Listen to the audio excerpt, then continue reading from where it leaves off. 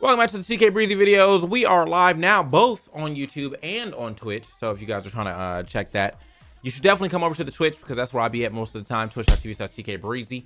But yeah, man, we're gonna talk about Let's Make Big Moves, or Let's Make Moves Miami, and we're gonna talk about the stuff that came out of that, as well as some of the other topics that I was able to pull.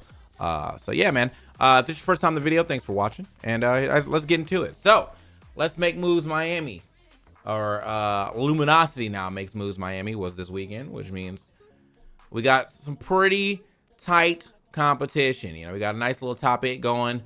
Sparga, Colo, DeBuzz, Sonics, you know, we had all kind of cool stuff like that going on. Shattuck made a very historic run, almost making top 3, but as you can see in the finals bracket, the top 4 was Spargo, Sonics, Shattuck, and DeBuzz, where Shattuck almost made that defeat against DeBuzz.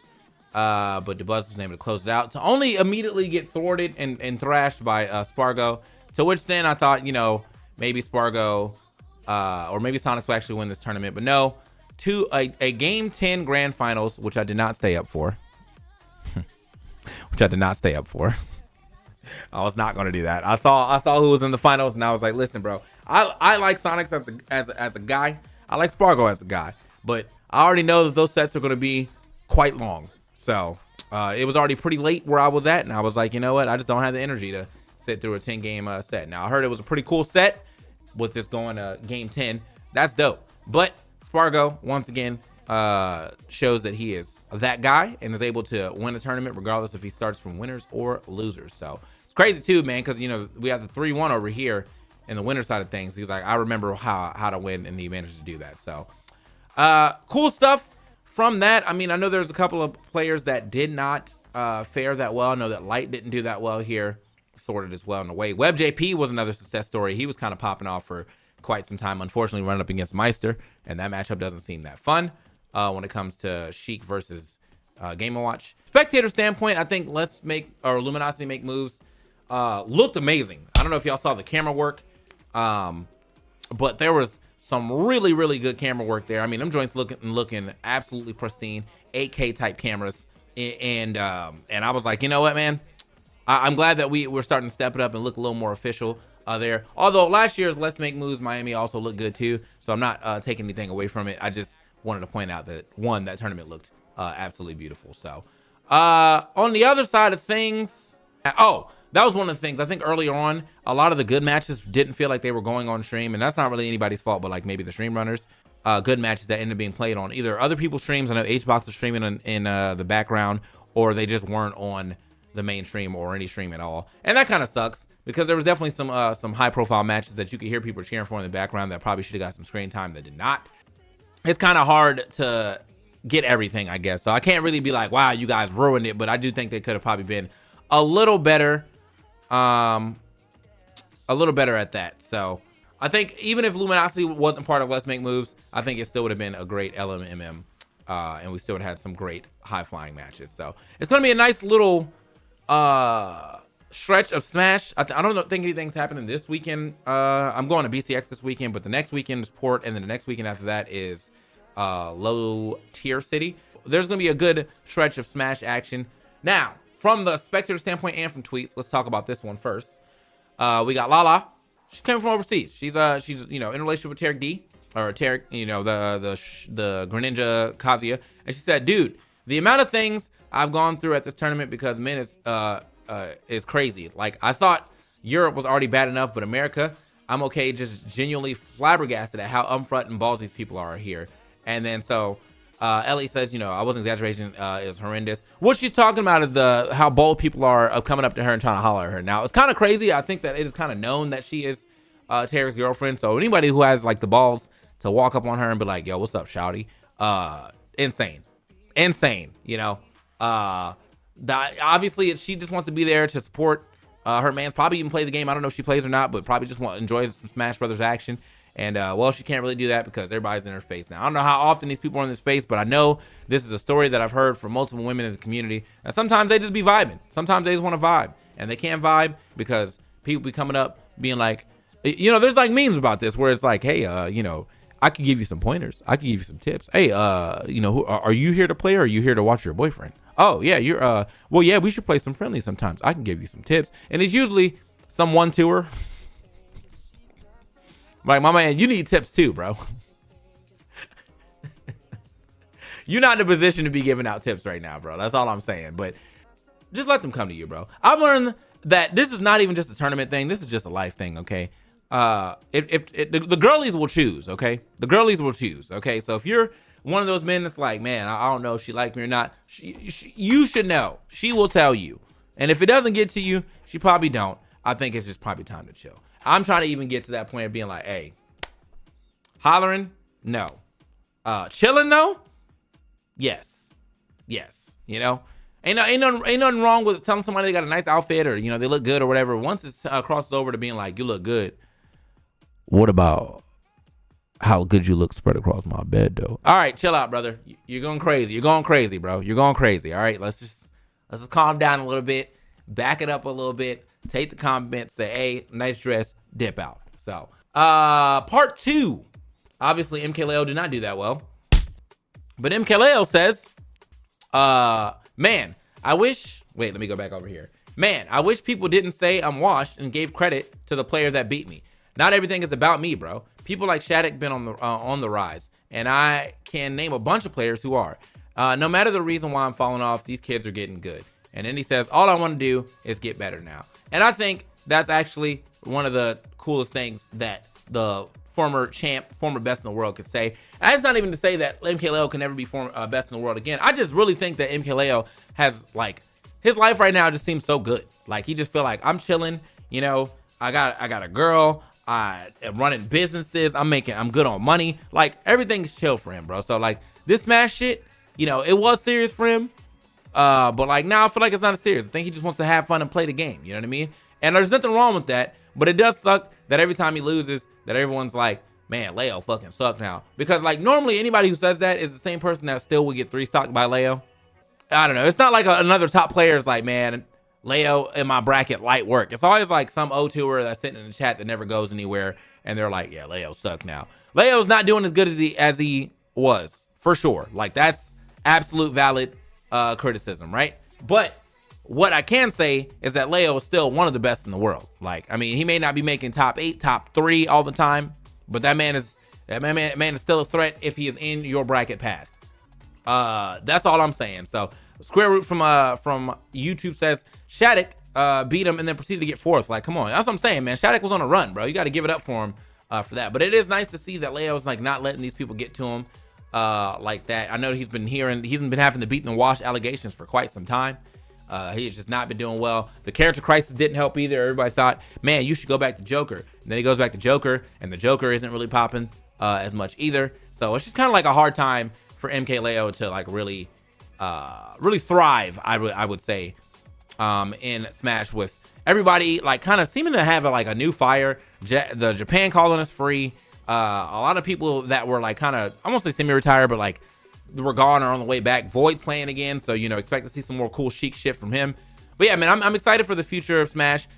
I saw another thing from Arbiter recently that was talking about like the Captain Flowers clip where he's like popping off, and he's like, I wish, you know, Smash commentary could be like this, but we're all born. But I welcome the energy because I think it's good energy. However, I feel like the reason why most of the casters in this game are the way they are is because half the time when people get hype, everyone in the chat wants to act like that's not hype. You know what I mean? So after a while, you get, as a commentator, you get conditioned to not be as like energetic. You know what I mean?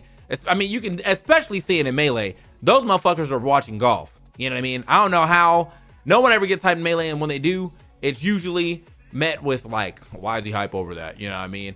I know that like that was something that Walt had to deal with for a long time. Like he would get hype and then people would be like, why are he yelling, whatever. But then like if you watch some of the higher level Melee, sometimes the motherfuckers just being there talking like, you know, they just be shooting the shit, bro. It really just be like golf.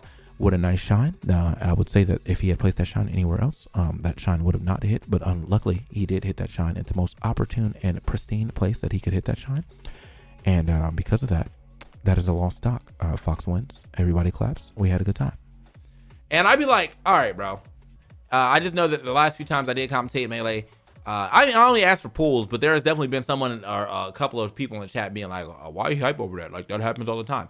I don't care if it happens all the time. It's still cool. You know what I mean? A double knee will always be cool. You know what I mean? Just like y'all want to feel like neutral air knee and ultimate is always cool, even if it don't kill. A double knee is always cool, bro. So I don't know, man.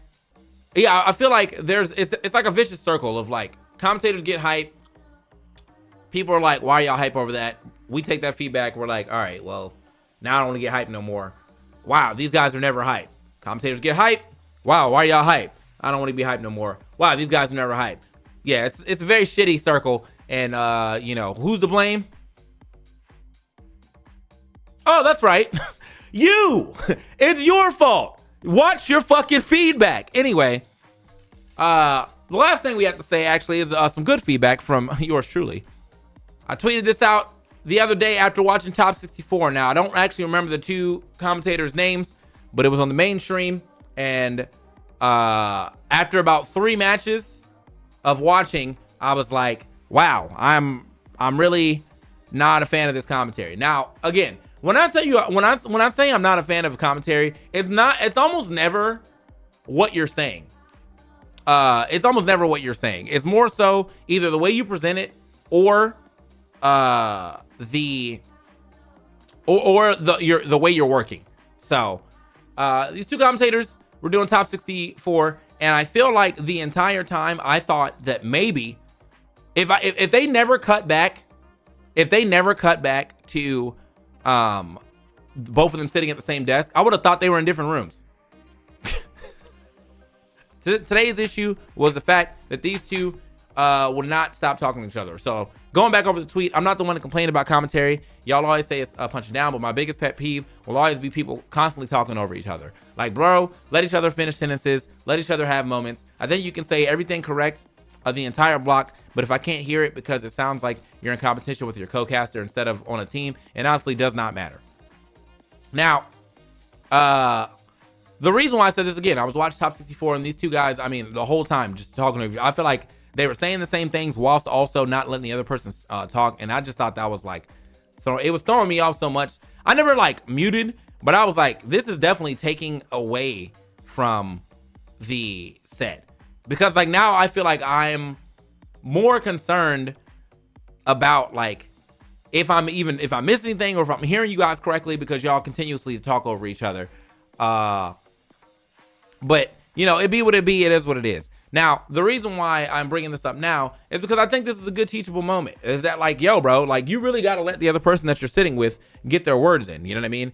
Like one of the things that me, Coney, and EE like kind of decided kind of early on, because EE's kind of really good at being like the clip guy, right? Like if you watch a lot of the early sets of ours, genuinely, EE is probably the one who finishes the set, right? Because he always has some like one-liner anecdote that like really like rounds up the set very well. So after a while, me and Coney never like fought for that spot. We were just like, all right, bro, like it's coming. If it's there and he hits it, he hits it. And if he doesn't, one of us will pick it up. So every now and then, if EE's like about to start something and he's like looking for it to go into the kill, and then he doesn't get the kill, so if somebody has to pick it up, we'll pick it up like that, right? But no, normally do not want to be the guy to like step over just to like get the last, you know, moment or last word or whatever like that. Doesn't matter. Genuinely, if we're going to sit here and work as a team, but not work as a team, you are not actually providing a commentary anymore. You are now detracting from the entire match.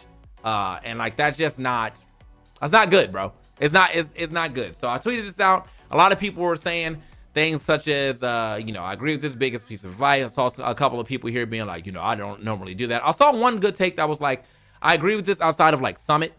And I was like, Summit's 4 people. So that makes sense. Like if you're on Summit, you're going to have people talking over each other sometimes, but Summit's also like not, it's kind of expected. There's 4 people on the mic. At some point in time, you're going to cross wires or whatever. It's really just like, Summit almost feels like a podcast. You know what I mean? And like, that makes sense. But on a 2-man commentary team, sometimes 3, but it really depends on who it is. I think TriCast are not really it unless you 3 have worked together a bunch. And if you work together a bunch and you know each other like that, then sick.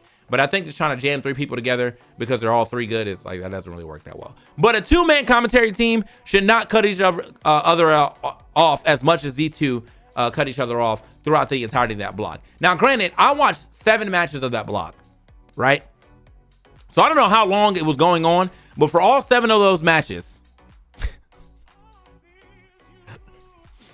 those motherfuckers were talking over each other, bro. I was like, we can't get a word in at all, bro. It is what it is.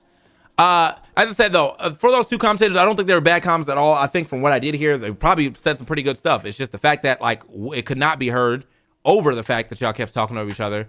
That was the bigger issue. Let the other person get their thing out. Like, that's how you bounce. That's how you bounce back and forth. They finish their thing. They say something interesting. You pull from that interesting thing, and you move forward. And then you say something interesting, and then they pull, and boom. Bounce, bounce, bounce, bounce, bounce, right? So, but you'll always get another block. Is all I'm saying. Like, if that block doesn't go well, or you think this is going to be the block that defines your life, people are going to remember that you're the guy who kept cutting everybody off. Regardless if you're saying everything good. And regardless if everything you say is 100% correct, if you're there doing solo commentary on a duo commentary setup, it's not going to go well, bro.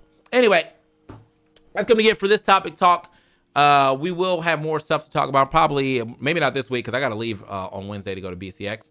So all you Brawlhalla fans, I will be out there. Leave them below if you got any comments on anything that I talked about today. If you are a fan of the TKbreezy content, make sure you go ahead and drop that subscribe, that like, that follow, anywhere you can. We very much appreciate it. And with that being said, I'll catch you guys on the next one. Peace. But the reason why a lot of the top gets recognized outside of Smash commentary is because we are just good commentators. I just so happen to be good at Smash commentary. But if you listen to me on anything else, I sound pretty much exactly the same.